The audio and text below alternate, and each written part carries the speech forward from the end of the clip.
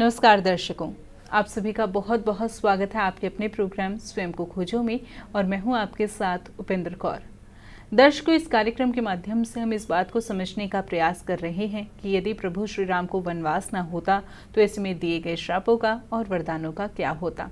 इस बात को समझने के लिए हमने अभी तक इस कार्यक्रम के माध्यम से विभिन्न प्रसंगों पर चर्चा की, और ऐसे में आज इस कार्यक्रम के माध्यम से हम उस प्रसंग के बारे में जानेंगे जब विभीषण ने रावण को समझाया था कि नहीं, जो आप कर रहे हैं वो गलत है। तो ऐसे में वह विशेष प्रसंग क्या रहा, कब यह विशेष प्रसंग घटित हुआ, इसके बारे में संपूर्ण जानकारी प्राप्त करेंगे हम अपने बेहद ही खास मेहमान से। जी हाँ, हम बात करें मोटिवेशनल स्पीकर सौरभ जी की। जय श्री राम सर, बहुत बहुत स्वागत है आपका। आपका भी बहुत बहुत स्वागत है। सभी श्रोताओं एवं दर्शकों का भी बहुत बहुत स्वागत है। सर, कार्यक्रम के अंत में यानी कि पिछले कार्यक्रम में हमने आपसे यह जानना चाहा था कि विभीषण ने रावण को कब समझाया था। तो ऐसे में हमने यह दर्शकों से वादा किया था कि कार्यक्रम की अगली श्रृंखला में हम इस प्रसंग को जानेंगे आपसे। तो ऐसे में आज इस कार्यक्रम के माध्यम से इसी प्रसंग से शुरुआत करेंगे। बहुत सुंदर। क्या है, इसके लिए हम स्रोत की बात करते हैं। प्रातः स्मरणीय श्री श्री सुदर्शन चक्र जी द्वारा रचित श्री रामचरित उत्तरखंड का एक अध्याय है दशग्रीव का दर्प। तो वहाँ से हमने ये स्रोत लेने की कोशिश की है। तो इसमें ये बात करते हैं कि क्या होता है उधर जब हनुमान जी लंका दहन करके चले जाते हैं तो वहाँ लंका में निश्चित रूप से ये विचार आना स्वाभाविक है कि सबके मन में कि क्या हुआ, कैसे हुआ, क्या होगा।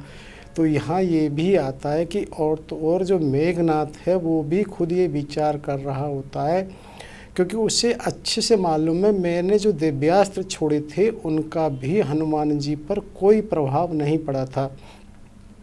उससे ये भी ध्यान था कि जो ब्रह्मास्त्र छोड़ा था वो भी वास्तव में बहुत प्रभावी नहीं रहा था, वो तो उन्होंने मर्यादा रखने के लिए ऐसा किया था। तो वो इसको विचार कर रहा कि पता नहीं और ऐसे कितने वानर होंगे, जिसका दूत ऐसा है उसका स्वामी की क्या स्थिति होगी, क्या माना जा सकता है, क्या किया जा सकता है। तो वो इस तरह के वो भी विचार कर रहा होता है और भी लोग उस पर विचार कर रहे होते हैं। लेकिन होता क्या है कि जो दशग्रीव रावण हैं उनसे कोई भी उनकी मनोदशा प्रतिकूल नहीं बोल सकता, क्योंकि यहाँ पर मेन मुख्य विषय ये है कि उन्होंने ये निर्णय तो ले चुके हैं सीता हरण वाला।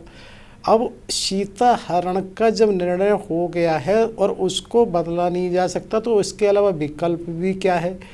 जो भी विचार विमर्श होंगे वो कहीं ना कहीं इसी को लेके तो होंगे कि आगे क्या करना है। तो वहाँ क्या होता है कि जो भी उनकी सभा में होते हैं, क्योंकि जो भी उनके दरबार में होते हैं वो कहीं ना कहीं उनके एक तरह से प्रशंसक ही होते हैं, तो वो प्राय उन्हीं की हाँ में हाँ मिला देते हैं और उसी को वो करते हैं, जिसकी वजह से क्योंकि सबको एक बात ये बहुत अच्छे से समझ में आ रही है कि अब लंका का भविष्य सुरक्षित नहीं है।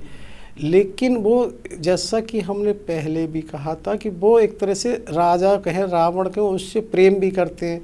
तो वो ये सोचते हैं जितना सुख हमने अब तक भोगा है वो भी तो इनके कारण से ही भोगा है। अब यदि हमारा जीवन इस पर दांव पे लगता है तो वो उसको शहर तैयार होते हैं, मन ही मन इसको तैयार है। जैसे कभी कभी हम इसको मान लेते हैं कि जो आतंकवादी है वो भी इस चीज़ के लिए तैयार होता है कि मेरा जीवन कुछ भी हो सकता है। वो घटना को अंजाम देने से पूर्व जानता है कि मेरे जीवन की क्षति कभी भी हो सकती है, लेकिन वो उससे पहले पाए हुए प्रतिफल को समझते हुए उससे पीछे नहीं हटता। उसी तरह से जो राक्षस हैं, जो रावण के द्वारा प्रदान किए भोग हैं, तो वो उसको ये मानते हैं कि अगर हमारा जीवन भी दांव पर लगेगा तो कहीं कोई दिक्कत नहीं है, और वो रावण के लिए सहज तरीके से तैयार होते हैं। क्योंकि जब भी उसकी वहाँ सभा में जब विचार विमर्श हो रहा होता है तो वहाँ इस चीज़ की ही चर्चा होती है कि अब हमें क्या करना चाहिए, कैसे करना चाहिए। क्या है कि दशग्रीव रावण भी इस चीज़ को जानते हैं कि अब इनके उसका विनाश निश्चित है, लेकिन उनके मन में एक बात ये रहती है कि जो मेरे अनुयायी हैं, जैसे फॉलोअर कहें या समर्थक कहें, कि उनका उद्धार कैसे हो। क्योंकि वो ये कहते हैं कि इनके बस की कोई भक्ति साधना किसी तरह संभव नहीं है। इन्होंने तो अभी तक जो भी कुछ किया है, ब्रह्म विप्र हत्या की है, गौ का हत्या की है, वो सब किया है, लेकिन इनका उद्धार हो कैसे। तो ये चीज़ बहुत ज़रूरी इसलिए है कि उसने जब सबसे पहले निर्णय लिया है तो बहुत विचार करके निर्णय लिया, और उसी के कारण उसको सबने समझाया है, लेकिन उसने निर्णय नहीं बदला है। क्योंकि समझाया जाता है विचार के लिए, लेकिन निर्णय को नहीं बदला जाता है। क्योंकि वहाँ एपिसोड 66 में भी हमने जिक्र किया था, वहाँ पर अरण्य कांड के 2:28 की चौपाई 16 में जिक्र आया था। मनमो माना एक तरह से मनी मन उन्होंने भी सीता जी के चरण वंदना की थी अपहरण से पहले। तो होता क्या है कि एक चीज़ ये है कि वो भी वास्तव में ज्ञाता है, वेदज्ञ है। इसका आगे कभी एपिसोड में फिर चर्चा करेंगे कि भगवान राम जी ने सागर सेतु के बाद खुद उनको पुरोहित बनाया है रावण को। लेकिन अभी हम ये बताने की बात कर रहे हैं कि उसने जो निर्णय लिया है, अध्यात्म रामायण के सुंदरकांड के सर्ग 2 में श्लोक 15 से भी जिक्र आता है। जब वहाँ पर जिस समय जो हमने पहले भी जिक्र किया था, जो वाटिका से पहले जो हनुमान जी का आया था कि जब वो राक्षस वहाँ जाते हैं तो वो स्वप्न में वानर देख रहा होता है। तो उन्होंने और अध्यात्म रामायण के ना सर्ग 2 में सुंदरकांड के में श्लोक 15 से स्पष्ट किया है कि वो वहाँ पर क्या कहता कि एक तरह से चिंतन प्रभु का ही उसका रहता था। तो जिसके कारण उसके चिंतन में ये बात भी थी कि मैंने सीता जी का भी अपहरण कर लिया, लेकिन अभी तो कुछ हुआ नहीं।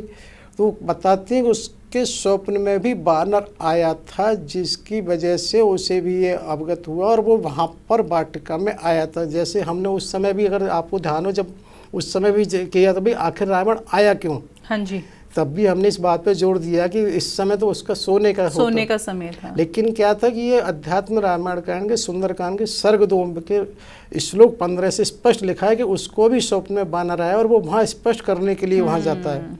तो ये बताने का ये आशय है कि ऐसा नहीं है वो कोई उसमें जल्दबाजी, उसने भी बहुत ही सोच के निर्णय लिया है, जिसकी वजह से वो सबके समझाने पर भी नहीं माना है।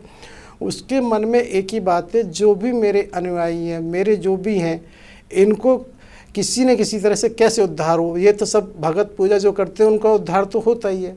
वो कहीं न कहीं मुझे ऐसा भी लगता है कि कहीं जिस तरह से क्या होता है कि सरकार की सेवा करने में किसी प्रकार से भी यदि व्यक्ति को शक्ति होती है, उसे एक मुआवजा मिलता है, उसी तरह से कहीं ना कहीं कुछ ऐसा रहा होता है कि प्रभु के कारण कुछ भी होगा तो उनको मुक्ति कहें, कुछ भी करें, मुआवजा कहें, उससे मिलना निश्चित होता है। जिसके कारण दशग्रीव रावण ने भी हट करके ऐसा निर्णय लिया है और उसी की वजह से वो नहीं समझाया। लेकिन वो वहाँ पर ये विचार कर रहे होते हैं कि इस रावण की जो लंका है, इसके बाद में भी कोई ऐसा चाहिए जो इसको संभाल सके, कोई ना कोई उसे। तो वो विभीषण के बारे में चिंतन कर रहे होते हैं और उससे ये लगता है कि ये बेचारा इतना सीधा और निश्चल है, ये इसको किसी न किसी तरह से दूर करने की वो सोचते हैं कि इसको दूर करना ही होगा, जिससे भविष्य में लंका का भी काम हो जाए और इसे भी दूर किया जाए। क्या होता है कि जैसा कि लंका में भी लंका दहन के बाद क्या होता है, बहुत सारे राक्षसों की भी ऐसी मौत हो गई थी। तो वो एक तरह से विभीषण की विचारधारा से सहमत थे, तो कहीं ना कहीं उनसे भी मिलते थे। और ऐसा तो ये निश्चित है कि जो राक्षसियाँ वहाँ थीं उस वाटिका में, तो वो क्योंकि इस त्रिजटा का जब स्वप्न उसने सुनाया था और वो उन्होंने अगले दिन ही जब ये देखा कि इस तरह बानर आया है और लंका का उसने जला दिया है, तो उन्हें आगामी भविष्य में भी होने वाली चीज़ें साफ दिखने लगी थी। भाई इस तरह से अब तो निश्चित रूप से दशग्रीव का वो होगा और विभीषण ही राजा बनेंगे।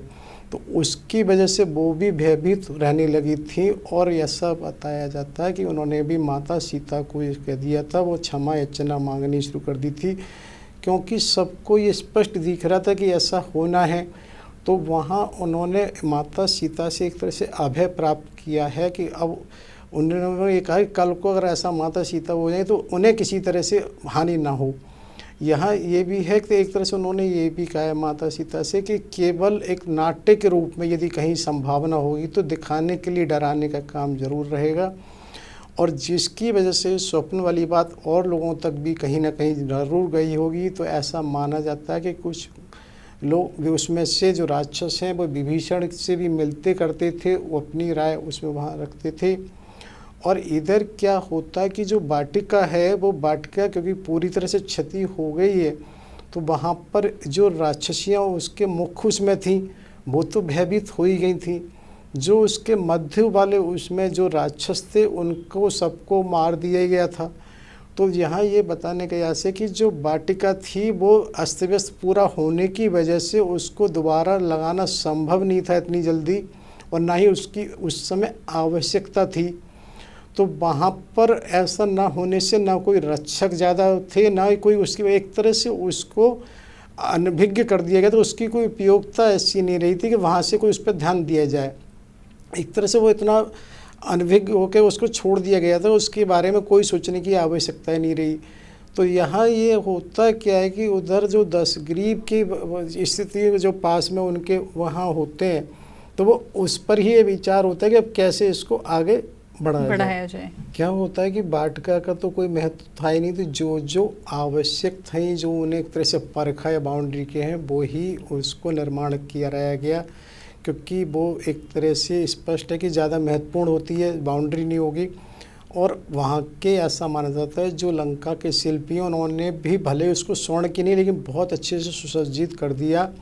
और जब वो वहाँ पे सुसज्जित कर दिया जाता है तो ऐसा आता है कि फिर उसके बाद इसी विषय के चर्चा करने के लिए रावण ने एक सभा की, उसमें सब लोग शामिल होते हैं। और ऐसा भी आता है कि उस दिन कुंभकर्ण का जगने का दिन था, तो कुंभकर्ण भी उसमें वहाँ शामिल था। तो वहाँ पर क्या होती है कि इसी तरह की वहाँ चर्चा हो रही होती है। तो जो उनके प्रशंसक हैं या जो राज दरबारी हैं, वो ये कहते हैं इसमें सोचने की क्या बात है। भले ये बात आती है कि एक तरह से वो सेना समुद्र के किनारे आ गई है राम जी की, बोले कोई बात नहीं, उसमें हमें क्या है, हमारे लिए कौन सा अभी तक देवता, कौन सा ऐसा वो हुआ है जिसमें अभी हुआ है। हमने तो एक तरह से जो लोकपाल कुबेर हैं उनका पुष्पक विमान छीन लिया, दूसरे लोकपाल एक वरुण हैं उनकी पुत्री का अपहरण कर लिया, इसमें हमें क्या सोचना, हमारे लिए कौन सी इसमें मुश्किल वाली बात है।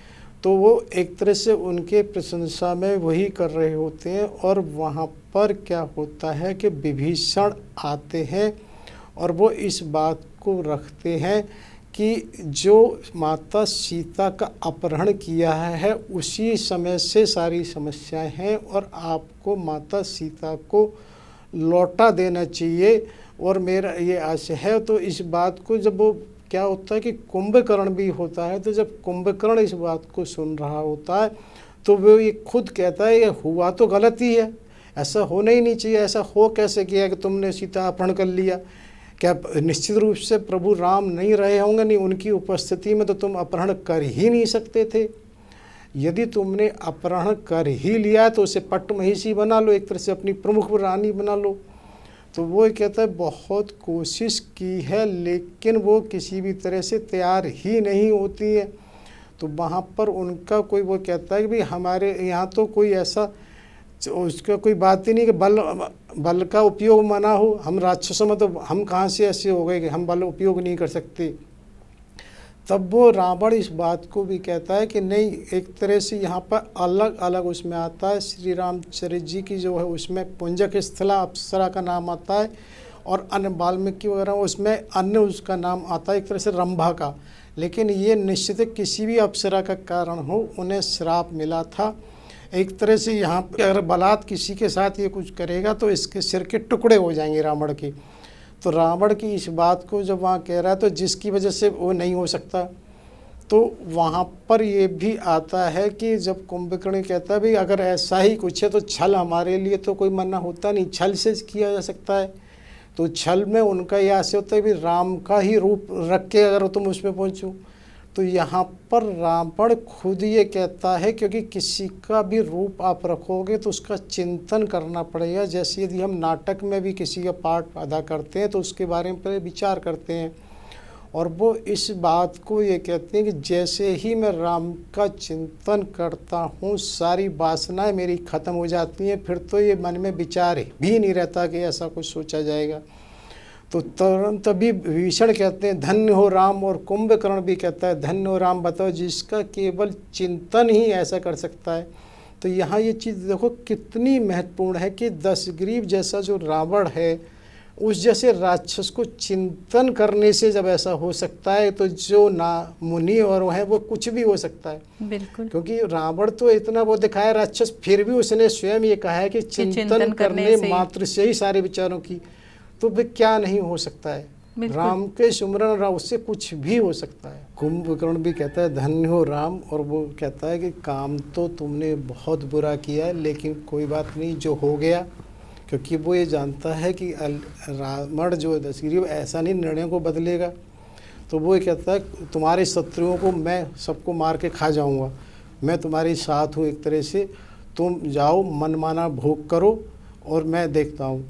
तो यहाँ रावण की सभा विसर्जित हो जाती है, और ऐसा माना जाता है कि रावण को भी ये पता था कि ये कुंभकर्ण है, तो वो उसकी उसमें एक तरह से महिषी भैंसा और सुरापान वगैरह की व्यवस्था उसकी गुफा में करती है। और वो जब कुंभकर्ण बाहर आता है तो वो पूछता है कहाँ है राम। तो क्या होता है, द्वारपालों को ऐसा आवश्यक नहीं है सब जानकारी विधिवत जो भी हो, तो वहाँ पर किसी ने ये कह दिया कि जो राम है वो तो अभी उसके पार हैं।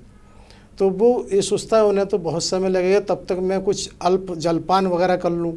तो वो ऐसा सोच के अपनी गुफा में जाता है, और जैसा उसने वहाँ वो अपना कहना चाहिए महिषी और वो सुरापान वगैरह करता है, तो वो वहाँ पे सो जाता है। तो यहाँ ये बताना है कि देखिए कहाँ पे चीज़ें कैसे घट रही होती हैं। अगर कुंभकर्ण को भी यहाँ नींद आ गई, क्यों आ गई, क्योंकि ऐसा होना था, नहीं तो फिर बदल जाता। बिल्कुल। क्योंकि यहाँ वो सोच के होने का भी समय है, तो मैं कुछ भाई इतनी दूर जब जाना है तो कम से कम वो करके जाऊँ।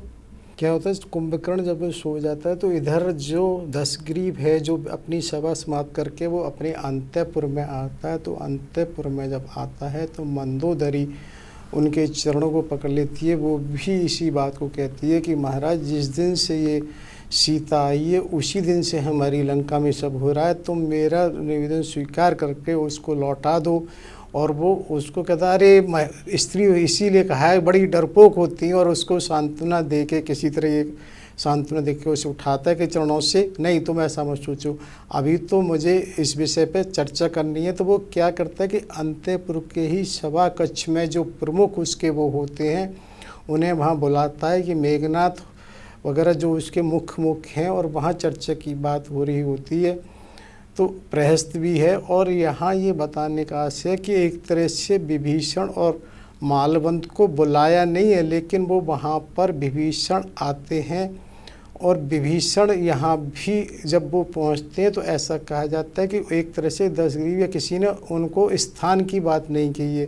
क्योंकि क्या होता है, जैसे कोई व्यक्ति अनपेक्षित आता है तो हम ये मानते हैं ये आगे चला जाए, तो उसको स्थान देने की बात होती नहीं है। लेकिन इसको नज़रअंदाज करके भी वो समझाने की कोशिश करते हैं विभीषण। क्योंकि विभीषण एक चीज़ और हम बता दें कि देखो अभी पहले भी उन्होंने वहाँ कुंभकर्ण के समय दरबार में समझाया है, यहाँ अंतःपुर में जो सभा हो रही है यहाँ भी समझाते हैं, इसके बाद फिर वो दरबार में जाएंगे। तो विभीषण ने भी पूरे प्रयास किए समझाने में, ऐसा नहीं किया। क्योंकि यदि कोई चीज़ गलत है तो उसमें दो ही बातें होती हैं, गलत का साथ देना क्या सही हो सकता है? बिल्कुल नहीं। और जब सही नहीं होगा तो गलत का एक तरीका होता है कि अभी अवसर है हमारे पास, प्रभु ने कोई हम पे आक्रमण नहीं किया तो उससे पहले हम उसको अपना एक तरह से बदल सकते हैं। लेकिन सर एक बात यहाँ पर मैं आपसे भी पूछना चाहूँगी, आज तक भी यही कहावत बनी हुई है कि घर का बेदी लंका ढाए। तो ऐसे में विभीषण जी ने जो है अपने परिवार का साथ नहीं दिया, उन्होंने सही का साथ दिया। तो ऐसे में सवाल यह करना चाहूँगी कि भले ही हमारा परिवार गलत हो, क्या हमें उन्हीं का साथ देना चाहिए? बल्कि उन्होंने तो सही किया, प्रभु का साथ दिया, सही का साथ दिया, लेकिन आज भी जो है उन्हें ये दोष दिया जाता है कि उनकी वजह से जो है पूरा घर बर्बाद हो गया उनका। नहीं, इसको हम ऐसे समझते हैं कि बात इसको अभी हम आगे भी चर्चा करेंगे कि वहाँ पर रावण ने उनको निकाला है लात मार के। हाँ जी। और रावण क्योंकि राजा है, जैसा हम कह चुके हैं कि रावण से ऊपर तो कोई नहीं हो सकता। अगर जिसका आदेश रावण ये पार करेगा तो उसके बाद विभीषण जी पे विकल्प बचता क्या है? बिल्कुल। और क्योंकि आप ये बराबर देखिए, अभी भी हम कह रहे थे कि एक बार वो उसको समझाने का बराबर 3 बार तो अभी प्रयास किया उन्होंने कि भाई किसी तरह से ये मान जाए। तो अब मान लो एक मिनट कोई आतंकवादी है, अगर कोई अपराध कर रहा है तो ये कौन कहेगा कि अपराध के साथ में खड़ा होना चाहिए? बिल्कुल सही बात है। क्योंकि आप उसके सुधार की, और उसमें भी विभीषण नहीं गए छोड़ के।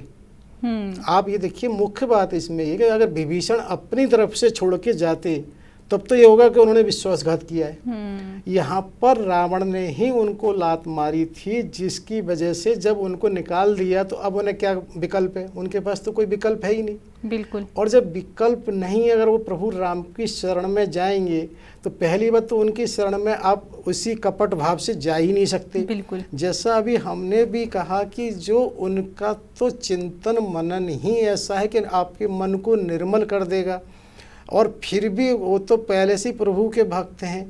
तो ऐसा तो हो ही नहीं सकता कि वो निर्मल मन, और निर्मल मन में कपट नहीं होगा। कपट नहीं तो जब प्रभु के होंगे तो उन्हें उस पक्ष की ओर से करना ही पड़ेगा।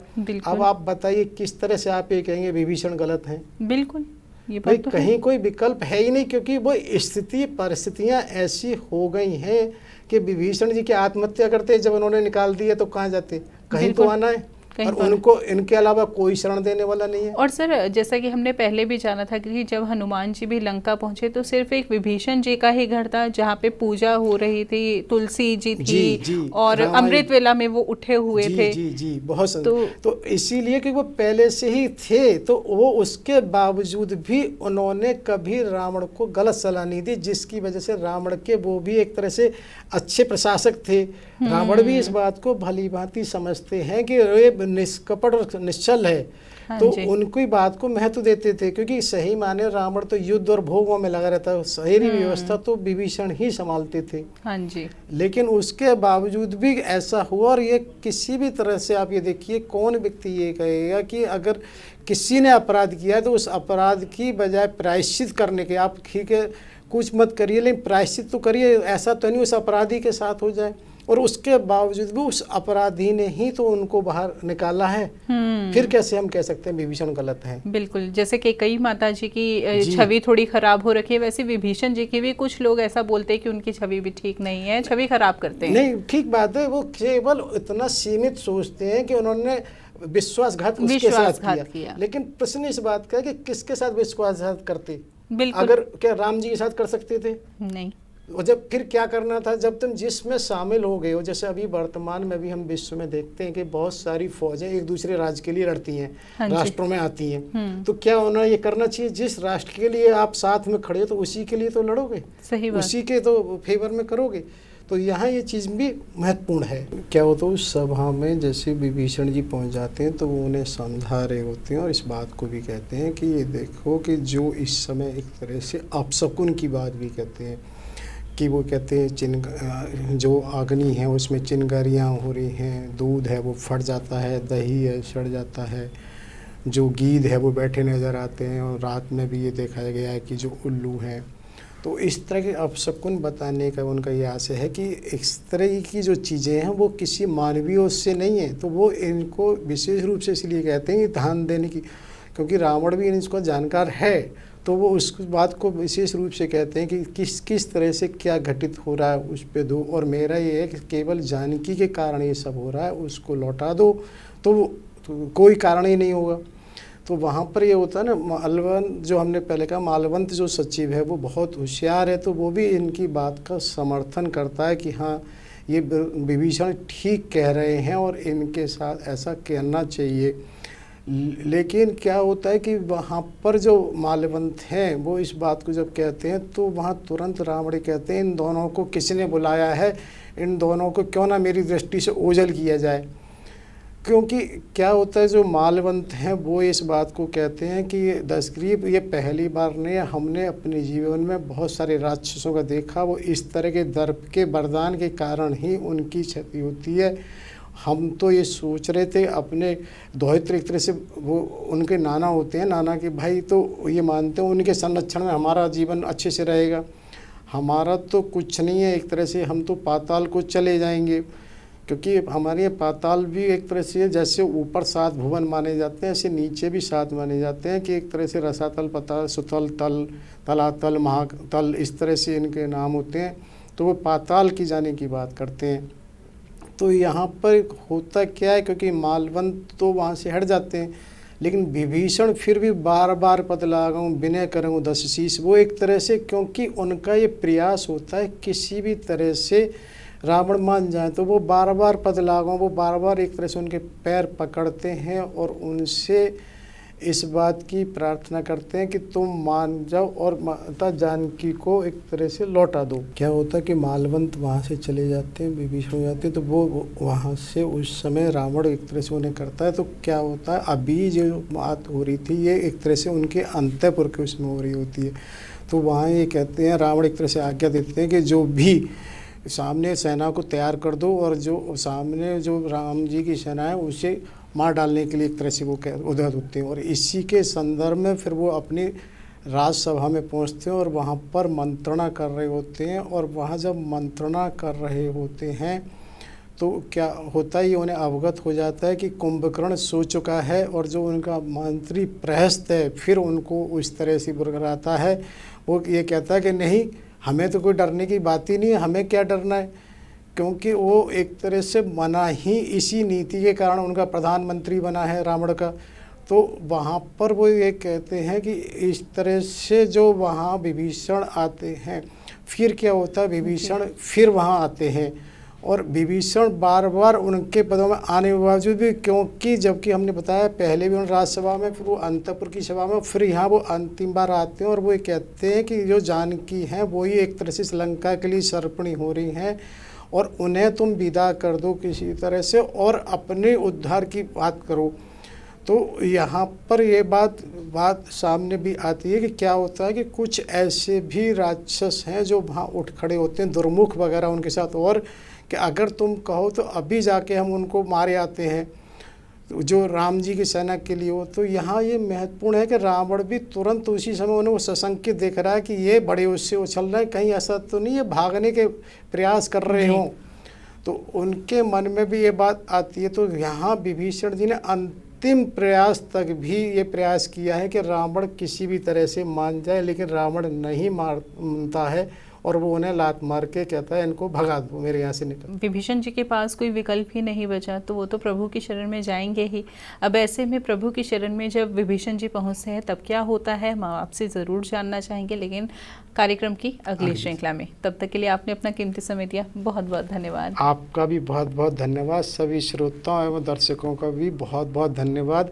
साथ ही समयदानियों का बहुत बहुत कोटि कोटि आभार। होने वाली गलतियों के लिए क्षमा। जय श्री राम।